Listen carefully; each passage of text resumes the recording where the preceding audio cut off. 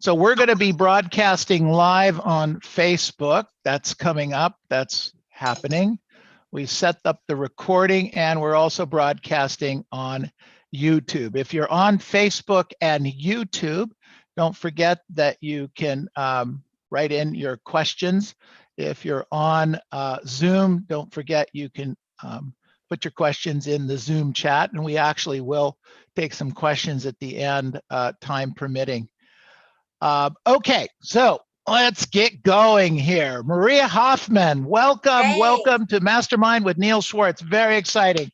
Thank you. Thank All you. right. It's great to be here. Thanks, Neil. Well, we're thrilled that you're here. Thank you so much for your time and your leadership through all of these years, all the business that you've done, sitting in the front row and just getting all good things happening. Why don't you just kind of give us a little bit of Reader's Digest version of where you're located, how long in the business, maybe, you know, something about the number of transactions that you do. Absolutely. Thank you. So thanks for having me. I work with my husband, John, and we are agents in Florida. We're in Tampa, Florida. And if you don't know where, you know, Florida, Tampa is on the West Coast. So we face the Gulf as opposed to the Atlantic Ocean. It is a fantastic place to live. It is very affordable. So for those of you wanting to leave the state of California, should that ever happen, or I know a lot of you in California do send us referrals, and you know, Florida is definitely a destination state. So we've been here in Tampa 25 years, and my husband and I work together. So anyone here working with a spouse, I feel you. And we can talk. We've got a support group that meets on Monday nights. And okay, is John watching? Anyway, but we've been here. My husband was very fortunate to get involved with Mike Ferry back in about 2001. I was always in sort of a support role at home with the kids. We've got 3 kids who are now 20, 22, 20, and 16. So for a very long time, I, you know, watched him go to Mike Ferry events, kind of, you know, soaked it in, and got my license in 2000. I was a part-time agent. I stayed home, and actually what I did for him is 3 hours a day when the kids were in preschool, I would prospect. And so I learned right from the very beginning. That's all I did. I would call just listed, just sold, centers of influence, worked that way for probably about, well, until the market crashed, right? So 2008, 2009, when things started to get really bad, and you know, John sort of looked at me. I was raising money for the PTA, and he was like, well, it would be nice if you could raise some money for our family. And so let me give you another hat. Yeah, so that began my real estate career full time. I actually started working for him. Somebody left or quit. I was an assistant for a short time. I was like a listing manager, transaction assistant, and that I was horrible at that. I mean, I think I got fired, and I became a buyer's agent. So that's when I really went full time, and so did that for like, gosh, 5, 6, 7 years. And doing that kind of work, as you all know, and Mike teaches, it's very time consuming. So as the mother of 3 kids, I begged and begged and begged my coach and my husband, please let me become a listing agent. And at that time, Neil, we had done REO. We had done REO work, which we got out of in 2011. So I don't know if anyone here was involved in that.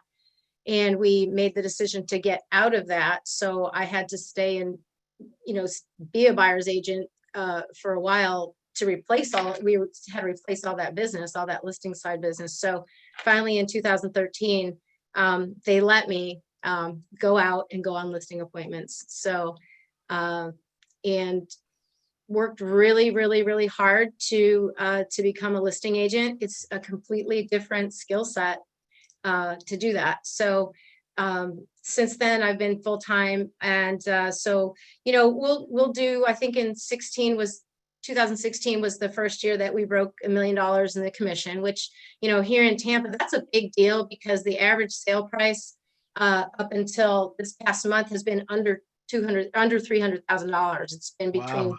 I mean, at the bottom of the market in 2011, it went down to 138, and it just broke 323 last month. So Wow. yeah, our average price is a little higher than that, but an average commission check when we were doing REO was about $3,400, and now it's closer to 12. So just Yeah, working so the mics. Yeah, you had to sell a lot of houses. a lot of So, houses, a lot of okay, work. so you came in as a buyer's agent, Mhm. and you paid the dues, so to speak. Yeah. And how was the transition from going from a buyer's agent? And how many transactions were you doing as a buyer's agent, more or less? I think the last year that I was a buyer's agent, I did close to 70. 70 transactions as a Yeah, buyer's agent? yeah, and it's a lot. It's a lot, especially when you have 3 small kids. It was really, I was not home at night. I was not home on the weekend. I really wanted to make some changes.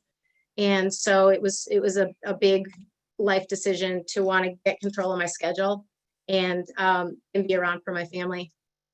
You bet. Yeah. You bet. So the buyers that you were working, were they generated from the listings that John was taking? Yeah, a lot of the time they were, and then also I was always prospecting too. So Okay. again, we really do work the Mike Ferry system. We even, we get a lot of agent referrals. We've been doing this a very, very long time, and make it a point to try to have connections all over Florida.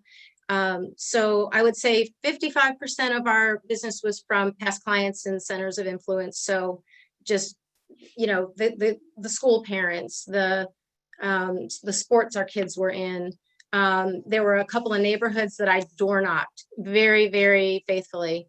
In fact, you just mentioned door knocking, and that's actually how we got into REO in the first place. I had knocked on a door, and a person answered the door. They were tenants. They wanted to buy a house. We represented them. They put an offer on a bank-owned property. It was a SunTrust bank-owned. They weren't happy with how the offer was received and the way the agent handled it. They wrote a letter to the president of SunTrust, and we were allowed to resubmit. And somehow they started talking with us, and that was how John really picked up like that whole. It was hundreds and hundreds and hundreds of transactions, and that all came from me knocking on a door. He obviously picked up and did all the REO, but that came from knocking on a door. So I love what you said, Armand. I love hearing that. Yeah, that's where Yeah. it comes from. Thank you. Absolutely. Good job. So you started the transition into becoming a listing agent. You clearly knew what was going on in the marketplace because of being a buyer's agent. Yeah. Okay, so you had product knowledge. Yeah. What were some of the things that you had to do to become this great listing agent? And when I say, tell me right now, you guys are in 2019, how many transactions did you do? About 125. And right now, as a team, you're on track for what? Right about there. Right About the there. same? Yeah. Okay. Yeah. We're probably gonna finish a little ahead money wise. Our average price is up right now. Okay. Yeah. Good. So will you break 2 million? No, I wish. So, I mean, I guess anything can happen. That's not a good affirmation. So, no, I mean, our goal right now, and it's a realistic goal. I like just setting goals that I can hit. And the goal is 1375. 1375. Yeah. And I know right where we are in relation to the goal. So, Okay. yeah. Okay. So what was the transition and becoming the great listing agent you are today? That's a good question. Number one, it was practicing. At that point, Mike actually was coaching us, and I did the presentation, the listing presentation every day. I role played it with a different role play partner. And then we were coached by Steve Powers, which we still are. He's an amazing coach. And so literally role played the listing presentation every single day for about an hour. I mean, and that went on for months. Okay. And then just a lot of it was really the role play with, being able to set appointments with expireds and for sale by owners, because I had really only spent time on past clients and just listed, just sold, which, right. I mean, that's easy. I mean, those are easy calls because people like you and they want to talk to you. I was scared to death of calling an expired and, or for sale by owner. So I had to get over all that and, and learn the objection handlers. And it was really role play. So is it basically an hour a day of role play for the listing presentation? Was there anything else for the objection handlers and those kinds of things, or the hour covered it? Yeah. I had a couple of different mastermind groups and little, competition, little groups that I was in where, all kinds of different contests and things that we did to make it fun. I mean, we had one group where we needed to set 10 appointments a week, either listing appointments or for sale by owner previews. And we had little index cards and we would text each other. And, I mean, these are all people that we meet at the retreats. Most of them were in other markets. So just being really, really engaged with other Mike Ferry agents that are out trying to do the same thing. So being accountable with a like-minded group. Lots of accountability. Yeah, Got it. lots. Okay. Yeah. So you moved through the ranks that way and started going on presentations. Was there anything else? Is there any particular thing that catapulted you? How about the mindset? How about getting up and doing your job every day? Yeah. Well, here's this, and here's what happened. I went to the first Mike Ferry event I ever went to was in October 2012 in Florida, that retreat, Hollywood or wherever that was.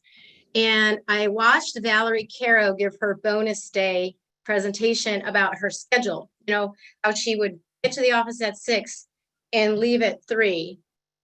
And I was blown away. And I was like, my jaw was like, right. Like, and so basically I concluded that like she loved her horses more than I love my children.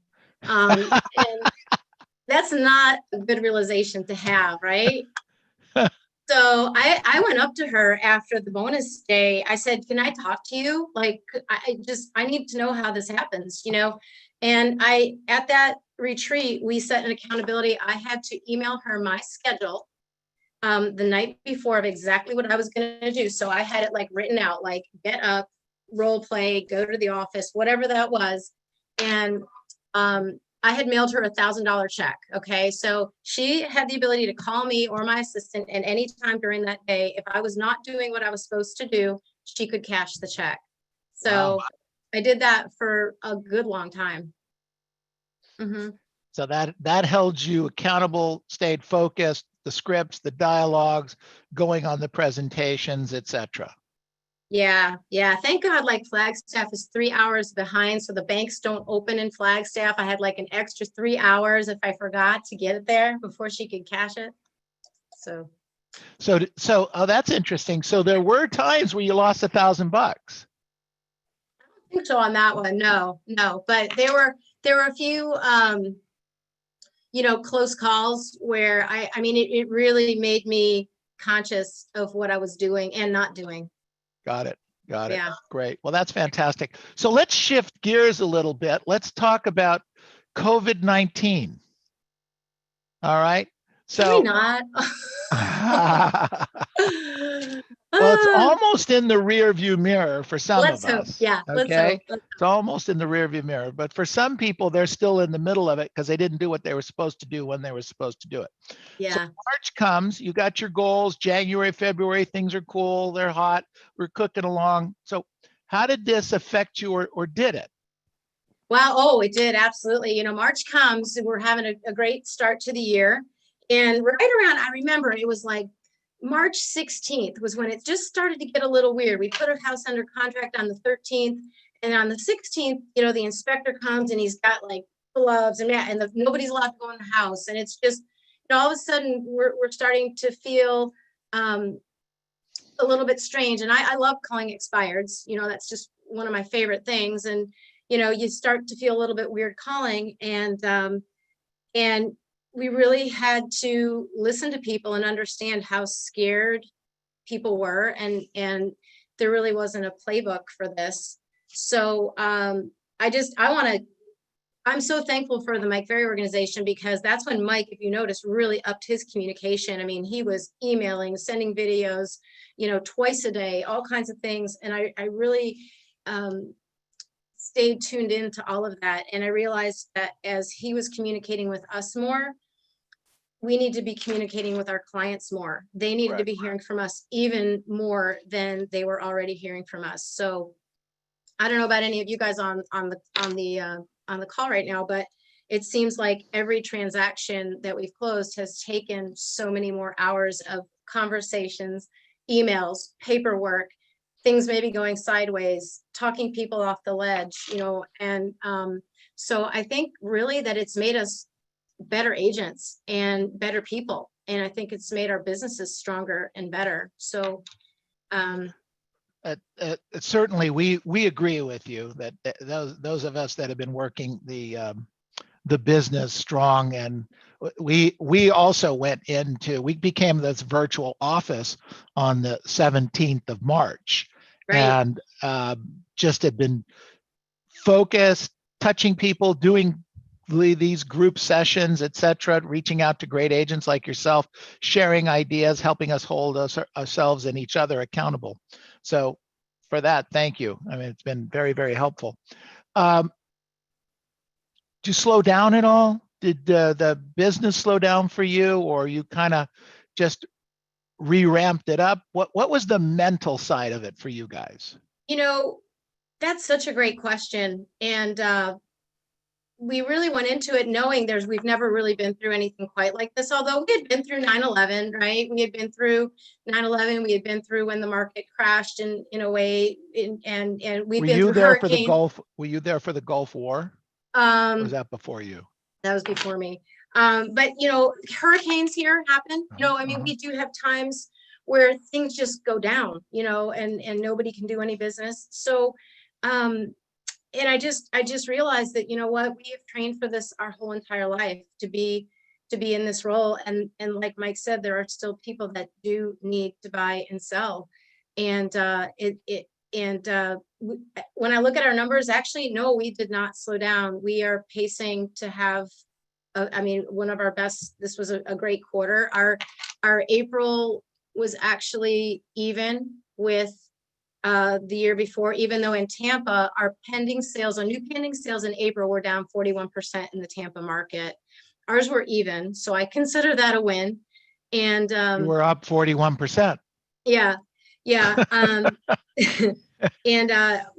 we have an amazing buyer's agent who's been my longtime friend, and she was our assistant. And then when I became the listing agent, she had been my assistant. She stepped into that role, so she's been with us a really long time, and just has been a real trooper. So everybody obviously had to work out of their homes, just like you did. I know you guys weren't allowed to show property for a while, I think, right? Or from what I hear. Yeah, you had little things you could do, but we've had a lot of rules to follow, obviously. And but we've been more open of a market than maybe a lot of other markets in the country, so we're grateful for that. But a lot of the trips here that are normally planned in April and May, March, April, May, spring break type trips didn't happen. Right. So that business has been displaced into really right now. Yeah. So that's an interesting question. You bring that up. Was your business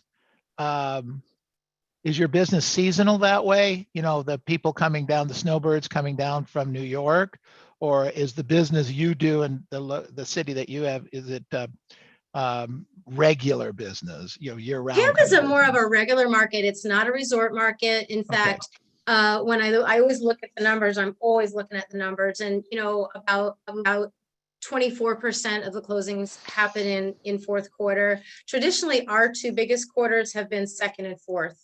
First can be a little bit light, third can be a little bit light, because our school starts really early, August 10th. And so a lot of times people want to write those contracts for school, and they're closed by August, and then it sort of picks up. So, It's a year-round market though. It's not like a Okay, resort market, like say Naples or something like that. sure. Okay. So I want to go back for just a second. You said that you love expireds. Yeah, I do. Tell me, what does that mean? I love calling expireds. I love just setting the appointments, just using the script and So what listening to is it? them.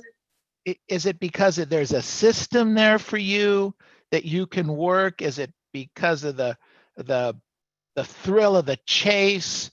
Yeah. That not a lot of people are that good at it. I mean, what is it for you? Well, we have a lot of people calling here. I'm not the only one calling by far. So it's definitely a challenge even to get through, more so than in years past. I like the challenge. I like, so those are the people that need us the most. They really do. I just get a lot of satisfaction from finding that person that maybe just had a bad experience. They had a bad agent and maybe they were about to give up on their dream of whatever it is they were trying to do. They've got a real problem. And in my own little way, I feel like I'm doing something to help them. So Right. Thanks. Uh, but it's frustrating in the trying to get through to the people in the morning if you have also around you a lot of competitors, correct? So what's your secret sauce to getting through? I calling early, Okay. you know, and calling during different times of the day, because not everybody is going to pick up the phone early. I mean, you can't be first. If there's 10 expireds and you start at whatever time, you can't call everyone first. So whether or not you're first, I think it's the mindset, that you just need to call them at the right time when they're going to pick up the phone. So Do you tend to call in the early evening for expireds? Does that give you an extra circle around? yeah, I like Saturday mornings, and Okay. or even like Saturday, depending on the weather and what time of year. I like weekends, just you get a different group of people. Okay. And early, yeah, evenings too. I do. Got it. Okay, good. Okay, so it's post COVID. So here we are. We're on the other side, kinda. All right. I We've like that. got basically 5 months left. What's the Yeah. focus? What are you focused in on?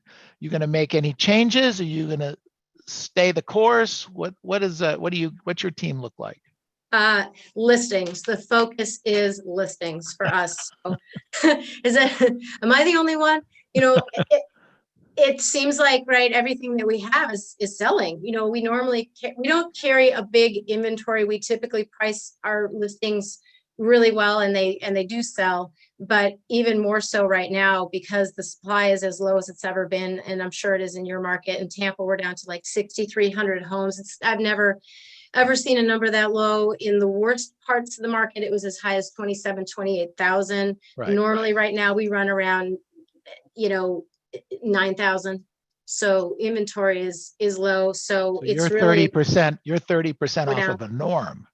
Yeah. Off Wow. of a low norm. Of a low norm. Right, I mean, right, it's right, been right. low for years, but it's even lower right now. Yeah. Interesting.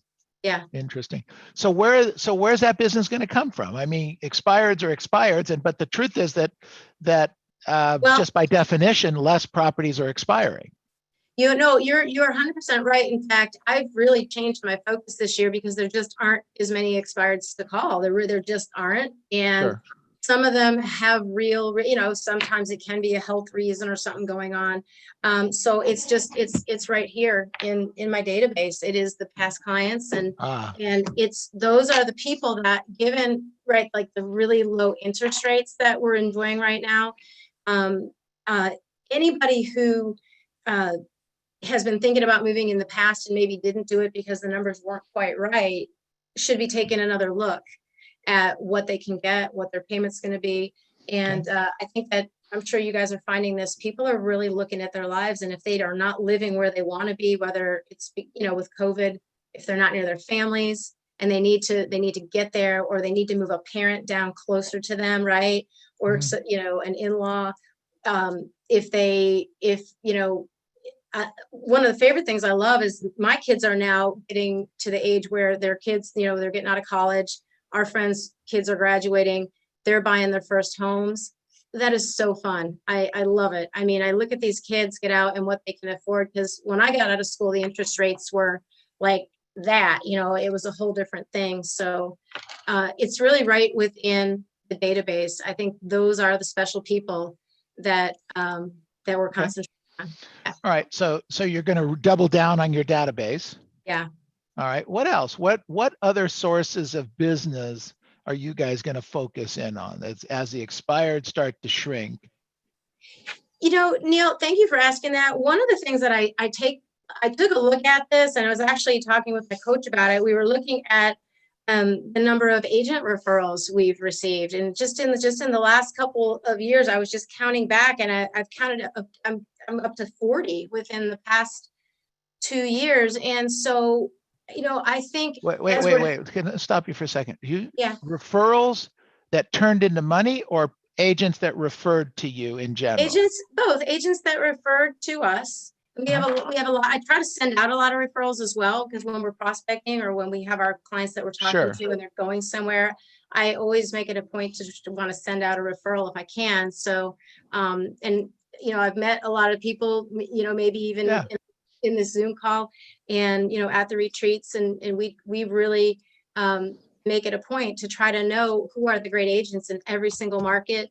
And to know the great agents in Florida, because I can't help everybody in Florida, but when people know you're in Florida, they don't always know the geography of Florida or where exactly it is. And I'll tell them, call me, because if it's not an area that I handle, I'm happy to just send you to the right person. I don't want anything for it, but just to make sure your person gets taken care of. Because so you work on being the resource, so that a percentage of those that you can't get, you're still going to get a percentage of them because you got more leads sent to you. So that's smart, really smart. Good for you. Yeah. Well, it helps to live in a nice place that people want to move to. So yeah. Do you have a business background? Did you go to from family or college? I mean, what is your background? Oh, I was an English major, but so of course I would have guessed that. Yeah. No, my background was I worked selling radio and TV advertising when I got out of college. Okay. So I worked in Chicago. I worked for WMAQ radio. I sold advertising, which is basically like selling air, and it's really expensive, and it takes a lot of money to make it work, and it does work. But you really have to sell. You have to have, I had a sales manager that basically we had to be out of the office all day. You could be in there in the morning, make your calls, but we were expected to be out of the office on appointments all day long. And that's where you picked up this tenacity that you have? Well, I didn't realize how hard it would be when I started. I went, Chicago's like it was at that time the third media market in the nation, and you didn't really get a job right out of college at a major market station, but I really didn't know that. And so I just went and applied, and my family had been in the car business. I had worked as in the summers in college. My grandfather had car dealerships, so I worked in the summer selling cars, and I thought that was really fun. I liked it. Right. So good for you. Yeah. Good for you. So I did that for 7 years, and then I married John. We came down here to Florida, and we opened a restaurant. We opened a franchise, a bagel restaurant. So how'd that go? Oh, well, am I selling bagels right now? I don't know that anybody sells bagels right now. Yeah, no, that darn Atkins, man, that killed us. We had that for 5 years, John. But we realized we didn't want more of those. We realized we don't want to have a bunch of these. So John actually went back into real estate. He had been a real estate broker up in New York, so he went back into real estate. I ran the stores, and then we sold them. When we started to have kids, we sold the store. It was just not what we wanted to do. So can I get a little technical right now? The phone numbers and things that you get, what service are you using? I'm always curious. You use Vulcan. Okay. Got it. And you're happy with the numbers and quality? Yeah, I am. I've Okay. used them all, over the Okay. years, right? I mean, we've all tried all of them, Sure. and I think different markets, different numbers, they're, sometimes different systems are better than others, but I like Vulcan. Okay. One of the agents had asked earlier, what kind of CRM do you use? Anything special? For years we used Top Producer, Uh-huh. and there were just some quirks in it that we didn't like. We were getting bounced out with each other and notes, and we just switched to something called Wise Agent. Uh-huh. It's really simple. It's really simple. Lucy Ham uses it, and it's just a very simple system, so even I can understand it. Got it. So, Perfect. Excellent. You mind taking a few questions from the group?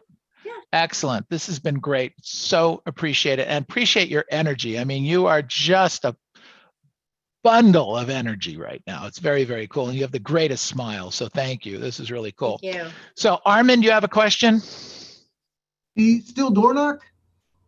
I love to door knock. I have not door knocked during COVID, although I have talked like when I see people on the street, if I'm like on an appointment, I will talk. I have not gone up to the door, but I love door knocking. Is my absolute favorite. Here in Florida, it gets super hot. You guys have the great weather for door knocking. If I were in California, I would be door knocking every single day. So Maria, I'm curious, when do you plan on moving?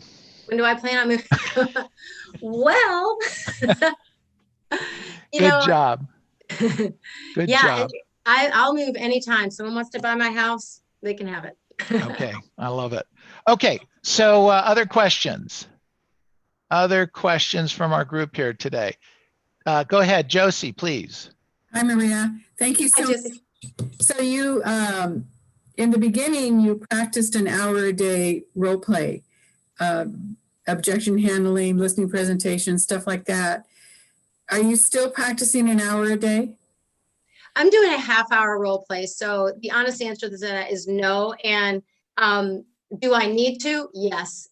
Because I think that, the objections are there. I mean, they're the same objections, but we always have little things that change, especially in this market. Things are always changing. So we do have to stay sharp.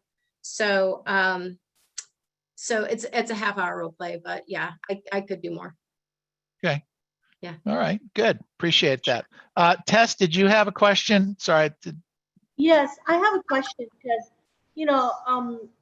being in the business for a while. First of all, Maria, thank you so much for doing this today.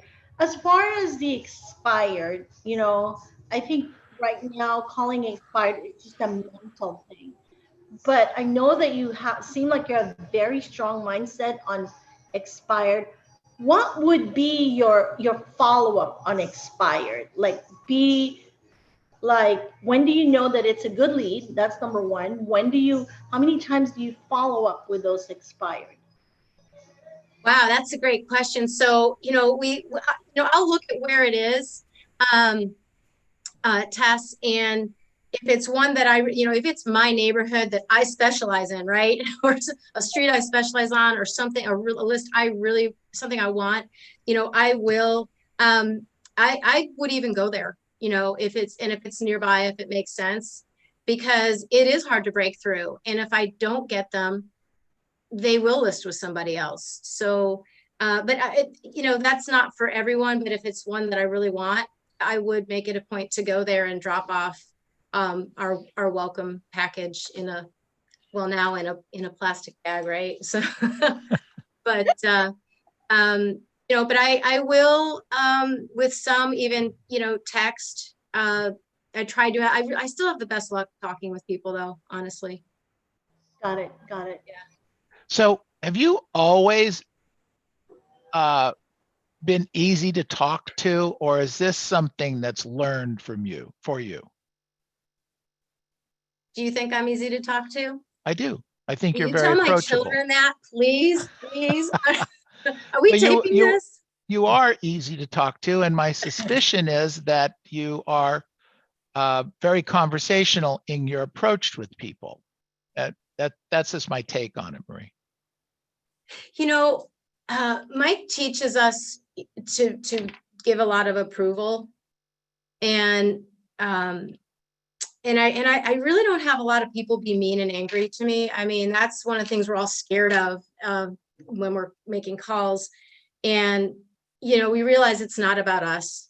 They're not mad at me. They're mad at the situation. I've had a few mad at me, but it's a learned skill. It really is, because I'm an expressive. And as you can see, I hadn't I noticed. have to make it a point to listen. Okay, so that's a great point on that. So where you normally tell, you have to be a better question asker. So where did that switch take place for you? Was that in the listing presentation training? Where did that happen? Oh yeah, that's the Mike Ferry system. I mean, that's in and that's in the role play. When you role play with great partners that are so much better than you are, which was pretty much anybody that I could role play with was so much better than I was, that I just would listen to everything they said. And I noticed how they would ask questions that just led the prospect to that natural answer where you could ask for the appointment or set the appointment. Cool. Good. Excellent. Other questions for Maria? Other questions for Maria Hoffman? Yeah, I got a question. Go ahead, Delroy. Hi, Maria. Thanks for sharing. You said earlier that during the recession in 2006, you did like 70 REOs. My question is, were you in touch with a bank? How were you getting those, although, so many? Oh, Delroy, that's a great question. It was probably in 2011 was probably our last year that we had REO. We picked it up in 2009.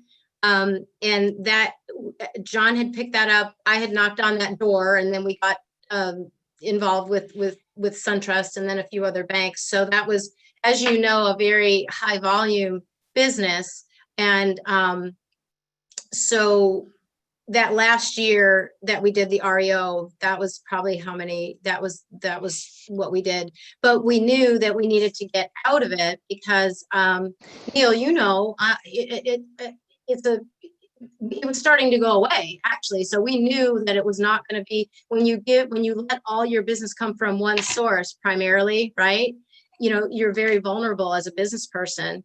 And so like Mike teaches us, we want to have different sources of revenue. So, we knew that we really had to work hard to focus on the traditional business because that was going to be our future. And if we wanted to have a future in real estate, we didn't want to put it all in this one, in this one place. So, and Maria, what you're talking about right now, we know a number of agents that were destroyed financially because they stayed with the REOs way too long, and that gimme kind of a mentality really messed with some people.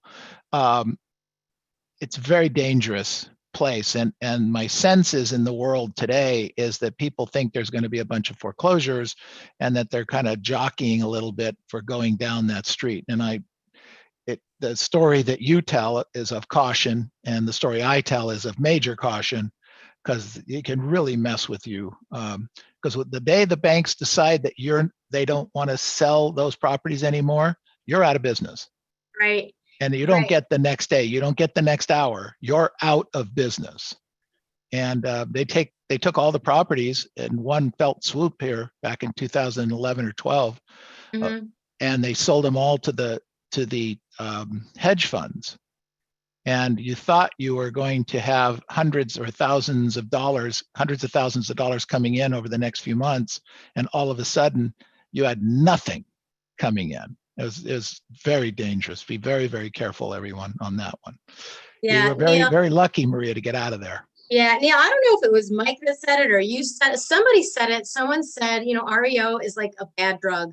And I don't know who said it, but would you agree? Oh, 100%. 100%. Because every single morning, and we had a few agents in our company that did this, and I would caution them constantly. We never taught it as an organization. We taught a lot of stuff, but we never taught that. Because what would happen is you'd turn your computer on in the morning, and you'd have 2 or 3 listings there from a bank. Yeah. And it was sexy, and it was exciting, and it was euphoric, and it was all of those things, and it was like drugs. And then you do it the next day and you do it the next day. And boy, at the end of the week, you had 5, 8, 6, 10 listings and, oh my gosh, oh my gosh, oh my gosh. And then you were sucked in and then it was gone that fast. Yeah. That fast. And you all know, those of you that have been around the real estate business for a while, you know of situations like that. There are still people still paying off debt 15 years later because of getting involved in the REO business.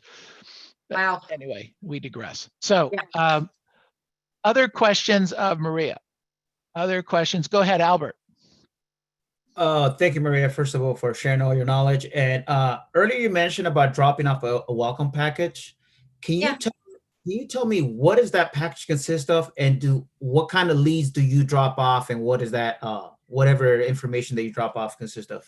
Thanks, Yeah, Albert. Good question. That's a great question. It's nothing fancy. I mean, it's the Mike Ferry, pre-listing package, and it's, again, that's for an expired or like a really hot lead or something that I really would want. And we just have a very nice, presentation. It's in a nice sort of box and it's just a nice piece. And it's basically what Mike teaches, with references, there's testimonials, the marketing listing plan of action. So cool. Pretty simple. Yeah. Appreciate it. Thank you. Good question, Albert. Other questions for Maria as we wind down here today? Robert, please. So Maria, I know listings are the name of the game, but we obviously still work with buyers. And you mentioned that your last year as a buyer's agent, you closed 70 buyers. So obviously you had some very strict guidelines, rules for working with buyers. Can you kind of walk through some of those? Yeah, absolutely. And I still do. I mean, and I right now I do still work with buyers. In fact, our buyer's agent had it happen that she got exposed to somebody with COVID and she had a quarantine for 2 weeks. So guess what? I've just been a buyer's agent for the last 2 weeks. I love working with buyers. I've taken Mike's buyer efficiency class, I think twice. That there is a course that MFO offers, and I had gone through that twice. And having number one, a minimum standard, a written minimum standard for the buyers that you're going to work with. So written minimum standard, and that's going to be different for everybody. For me, it was somebody that was ready to buy right now. Somebody that was only looking in my area, because you get those buyers that say, well, maybe I'll buy in Boca or maybe I'll buy in Tampa. No, right? And they had to be pre-approved or willing to get pre-approved, or if they were a cash buyer, they had to be willing to provide their proof of funds. If they were going to say, well, I have the money, no, I really need it for the file. And of course, there are ways to get those answers. And the pandemic has made our job really easy because we're all very motivated to want to have a minimum written standard, because obviously nobody wants to go out with someone who's not a serious buyer right now, right? I mean, nobody wants to potentially get exposed to something, for someone that's not a serious buyer. But having the minimum written standard, signing a buyer brokerage agreement. I don't know what your state uses or if you guys use that. Do you guys have those? Yes. Okay. Do you use those? Some do, some don't. Okay. The ones that Not a do very do good it. percentage. Yeah. Okay. I felt that helped me because I put my heart and soul into working for people, and we do all of our work up front as buyer's agents, right? I mean, you're going to get me 100%, and I am going to go find your house, even if it's not on the market, because we have a big client base, and I'm sure you all have a network where you can talk to one another, and oftentimes you can find that listing. But if they want that kind of effort, they've got to commit. So I would insist that that they would sign that they were willing to work with me, because I just couldn't afford to invest a lot of time and effort into somebody that wasn't going to work with me. Does that make sense? Smart. Totally. Yeah. Very smart. Yeah. Absolutely. Yeah. Very, very good. Good. Excellent. All right. Please unmute yourselves. Maria, give her a big hand. Thank you so much. Woohoo! Thank you, All Maria. right. Thank Thank you guys. Thank you. Very, very cool. Thank you so much. Thank you so much. So what we're going to do right now, Maria, is we are going to ask a few questions of our group of what they learned from you today. You're welcome to stay and listen or move on. I know that you had a hard stop here. So if you have to go, we appreciate you. Thank you so much. We're going to make sure that your information is in the group chat for referral business. And again, thank you so much. Yeah, absolutely. Can I just say something to you? You thanked me. I want to thank you because I am leaving this call so excited. I love the energy. No, I really am. I love the energy in this group. It makes me want to get out and do my job because the very things that made us successful in the first place, sometimes as you get more successful, you stop doing them. And then you realize that those were the things that made you successful in the first place. And they're fun, you know? Yeah. So yeah, so really, I think I got more out of this than than you guys did. Well, But you're very, very kind. You're welcome anytime. Come to open mic. Come hang up with it at Tuesday, Thursday, 12:15 Pacific time. This is where you'll find us. all right, I'm there. All Okay. right. Thank Bye, you. guys. Thank you. All right, Guys, take give her a big hand. Good job. Bye. Woo! All right. What did we learn from Maria Hoffman this morning? Please. Who wants to go?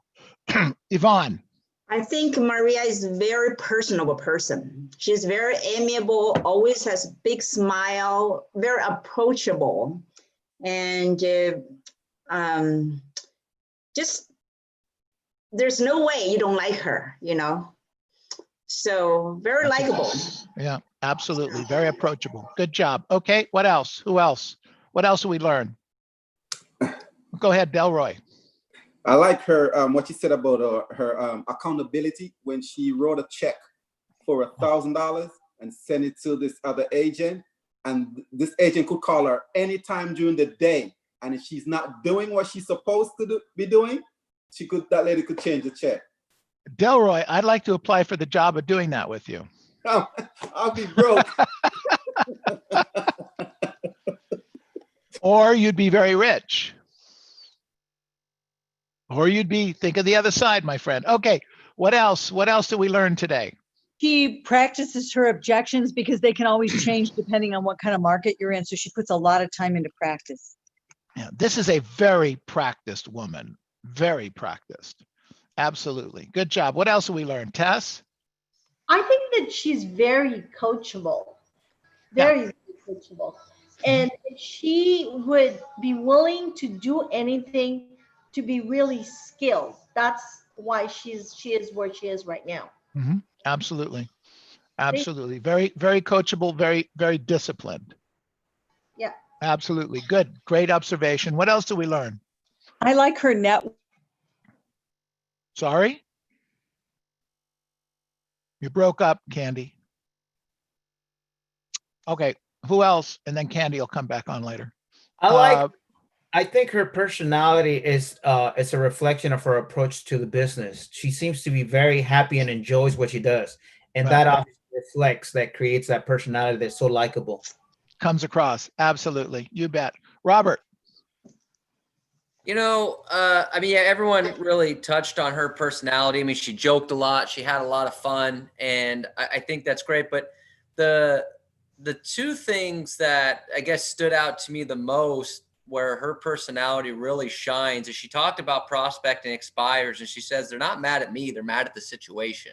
Right. So when you take that mindset that when you call someone, if they hang up on you, if they're irritated, you don't know what's going on in their life at that very moment. You know, it's not a personal thing against you.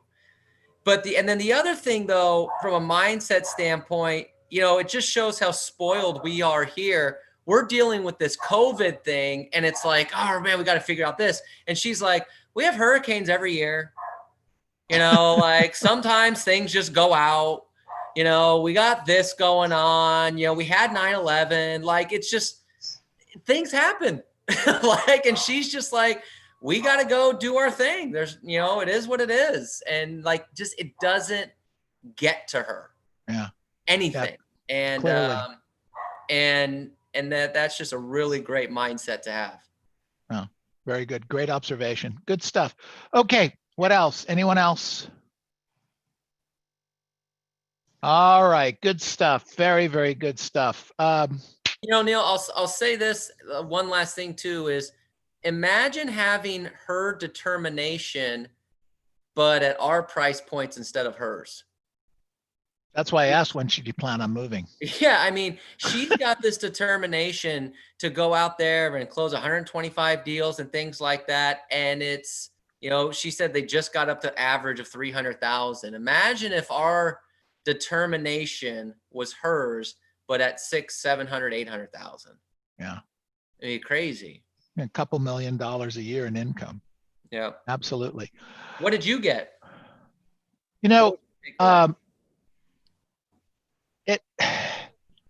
It comes back to practice. She was thrown into this. Her husband said, look, I need you to help.